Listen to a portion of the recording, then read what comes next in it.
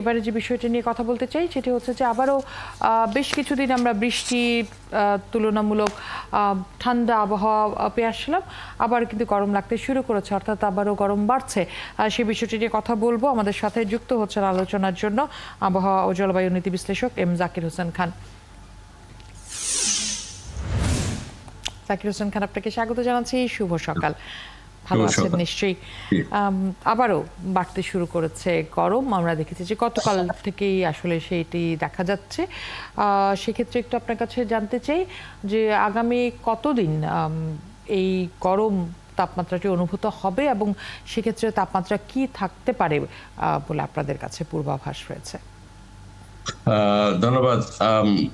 যেটা আমরা ইতিমধ্যে পাচ্ছি আবহাওয়ার পূর্বাভাসটা, সেটা হলো যে আপাতত একটা স্বস্তির খবর হলো যে এপ্রিলের মতো যে তীব্র দাবদাহ একটানা বয়ে চলেছে সেটা হয়তো এখন হবে না, কিন্তু দাবদাহ শুরু হয়েছে সেটা।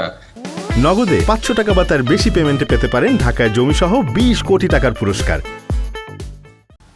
তাপমাত্রা আবার বাড়তে শুরু করবে এবং যেটা আবহাওয়াবিদরা বলছেন সেটা হলো যে প্রায় 40 ডিগ্রি পর্যন্ত তাপমাত্রা সর্বোচ্চ বাড়তে পারে, কিন্তু একই সাথে আমরা দেখবো যে বৃষ্টিও থাকবে, মাঝে মাঝে বৃষ্টি হবে।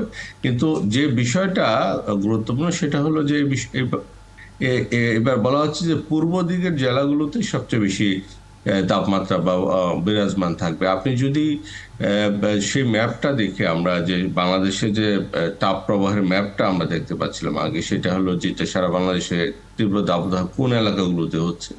এটা ব্রহ্মপুত্র বেসিনের যদি আপনি উপর থেকে আসি বাম সাইডটাতে, আপনি দেখবেন যে তাপমাত্রাটা বাড়ছে বেশি। সো এটা একটা চিন্তার বিষয়, আমাদের এটা আরো রিগোরাস গবেষণা করতে, কারণ জলবায়ু পরিবর্তনের জন্য যদি তাপমাত্রা বাড়ে সারা বাংলাদেশে একটা লেভেলে বাড়ার কথা, মানে আপনি যদি প্রকুশনের ধরেন, হয়তোবা সেখানে আপনার গ্রিনারি সবুজায়ন বা আপনার জলাধারের জন্য হয়তো তাপমাত্রা 3-4 ডিগ্রি বেশ কম হতে পারে, কিন্তু 8-10 ডিগ্রি বেশ কম হওয়ার পসিবিলিটিটা কেন হচ্ছে সেটা নিয়ে আমাদের চিন্তা করতে হবে। সেখানে যেটা বলা হচ্ছে প্রাথমিকভাবে সেটা হচ্ছে যে আপস্ট্রিম ওয়াটার ফ্লো, যেটা উজান থেকে পানি আসে, সেই পানি আসার যে ব্রহ্মপুত্র বেসিনের যে জায়গাগুলোতে সবচেয়ে বেশি পদ্মা বা যমুনাতে পানি কম আসছে, তার পাশের জেলাগুলোতে তাপমাত্রা বাড়ছে বেশি করে, যেটা আজ থেকে 30-25 বছর আগে আমাদের যারা জিওলজিস্ট তারা আগে পূর্বাভাস দিয়েছিল যে যদি পদ্মার পানির ফ্লো কমতে থাকে একটা সময় এই অঞ্চলগুলো তাপমাত্রা পরে মরুকরণ প্রক্রিয়া শুরু হবে। সো এটা আমাদের একটা চিন্তার বিষয়।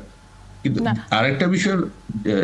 আরেকটা বিষয় হলো যে আমরা একই সাথে যেটা এই মাসে আমাদের যে দুটো পূর্বাভাস আছে আর একই সাথে, সেটা হচ্ছে যে এই মাসে আমরা শেষ দিকে হয়তো বা একটা ঘূর্ণিঝড়, যেটা ওমান নাম দিয়েছে রিমাল, সেই মানে ঘূর্ণিঝড় সৃষ্টি হতে পারে। সেটা 26 তারিখের পরে, বাট 19 তারিখের পর থেকে বৃষ্টি এবং আপনার যেটা আমাদের তাপপ্রবাহ সেটা কিন্তু বাড়বে এবং এটা মিক্স থাকবে পুরো মাসটা, এরকম যেটা জানা যাচ্ছে। জনাব জাকির হোসেন, আপনি যে কথাটা বলছিলেন যে এখন আজকে থেকে 30-35 আগে আমাদের জলবায়ুবিদ এবং আমাদের পরিবেশবিদ যারা রয়েছেন তারা বলছিলেন যে মরুকরণ বাড়বে বাংলাদেশে, সেই আভাস কিন্তু তারা দিয়েছিলেন।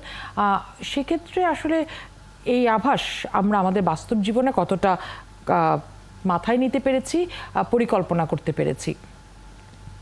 দেখেন, যেটা হচ্ছে যে একটা পরিকল্পনা আসলে আমাদের মানে উত্তরাঞ্চলটা আপনি যদি দেখেন যে মরুকরণ প্রক্রিয়া শুরু হয়েছে ইতিমধ্যে, কারণ ওখানে আপনার অনেকগুলো উপজেলাতে এখন আর গ্রাউন্ড ওয়াটার পাওয়া যাচ্ছে না আপনার একেবারে, এবং সেটার পিছনে দুইটা জিনিস দেয়। একটা জিনিস দেয় হলো যখন আমার পদ্মার পানির কমতে শুরু করেছে, তখন ব্যাপকভাবে আমরা ভূগর্ভস্থ পানি উত্তোলন করেছি, যেটা সবসময় আমাদের পানি বিশেষজ্ঞরা কিন্তু ওয়ার্ন করেছে যে এতটা ডিপেন্ডেন্সি করা ঠিক হবে না। আমাদের রেদার ওই অঞ্চলের জন্য যেগুলি খাড়ি ছিল বা জলাধার ছিল, ভূগর্ভস্থ পানি সংরক্ষণের ব্যাপার, ভূপরিস্থ পানি সংরক্ষণের ব্যাপারে বারবার কথা বলা হয়েছিল, কিন্তু সেটা কিন্তু বাস্তবে কার্যকর হয়নি। বরং মাল্টিপারপাস ডেভেলপমেন্ট অথরিটি যতটা বেশি ছিল আপনার হলো সেচ দেওয়া, ভূগর্ভস্থ পানির সেচ প্রবাহ, তারা ভূপরিস্থ পানি রক্ষণাবেক্ষণ বা সংরক্ষণ করার ব্যবস্থাটা তাদের সম্পদ সীমিত ছিল, তাদের অথরিটিও ছিল না। অনেক ক্ষেত্রে দেখা যায় যে নর্মালি যেটা স্থানীয় পর্যায়ে আপনি জানেন যে বাংলাদেশের সবচেয়ে পানি সম্পদ ব্যবস্থা সবচেয়ে বড় চ্যালেঞ্জটা হলো দেখা গেল যে মালিক হলো জেলা উপজেলা প্রশাসন, বা জেলা পরিষদ, ও পানির ব্যবস্থাপনা হলো পানি উন্নয়ন বোর্ডের, ধরেন ড্রেজিং করে, ও নদী যদি হয় বা খাল হয়, তা খালে আবার লোকালি যারা তুলে হলো ইউনিয়ন পরিষদ, আবার দখল করে রাখে স্থানীয় প্রভাবশালীরা। তো এই আবার সে মামলা করে যে কোর্টে থেকে সেটা সে একটা স্থিতাবস্থা দিয়ে সে অব্যাহত বছরের পর বছর অব্যাহত পাবে। এই যে আমরা, বাট ওখানে যে জিনিসটা আমি বলতে চাচ্ছিলাম সেটা হলো যে আমরা পরিকল্পনাতে কিন্তু ওই সময় কারণ একটা হলো উজান থেকে পানি কম আসতেছে, ভারত বা ব্রহ্মপুত্র চীনের যে পানি আটকাচ্ছে বিভিন্ন জায়গায় ড্যাম দিয়ে, সেটা তো আমরা জানি। তো সুতরাং এখানে আমাদের যেমন পদ্মা ব্যারেজ করে যে কাজটা করার দরকার ছিল, তখনই যেতে আমরা যদি তখনই একটা স্ট্রং সিদ্ধান্ত নিয়ে করে ফেলতাম, তাহলে আজকে কিন্তু আমাদের এই প্রধান শস্যের এই ওয়াটার বেসিনের কথা তো অনেক দিন ধরেই বলা হচ্ছিল, কিন্তু সেটি তো তৈরি করা হলোই না।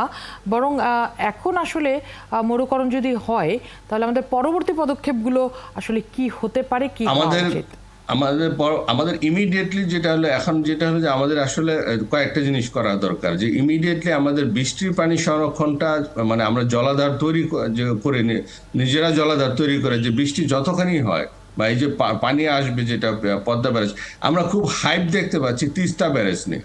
তো তিস্তার বা প্রকল্প নিয়ে, ব্যারেজ বলবো, তিস্তা প্রকল্প নিয়ে হাইপ দেখতে পাচ্ছি। আমরা এই হাইপটা কেন পদ্মা ব্যারেজ নিয়ে দেখতে পাচ্ছি না? আমরা কেন প্রত্যেকটা জিনিস রাজনৈতিকরণ করতেছি আমি বুঝতে পারছি না। পদ্মা ব্যারেজে যদি আমরা আন্তর্জাতিকভাবে একটা গ্রিন বন্ড ছেড়ে, আমরা যদি ওই অঞ্চলের মানুষ যারা বিদেশে থাকে গ্রিন বন্ড ছেড়ে এই টাকাটা আমরা কিন্তু নিজেরাই তুলতে পারি পদ্মা ব্যারেজের জন্য। এটা কিন্তু বিদেশি অর্থের দরকার নেই।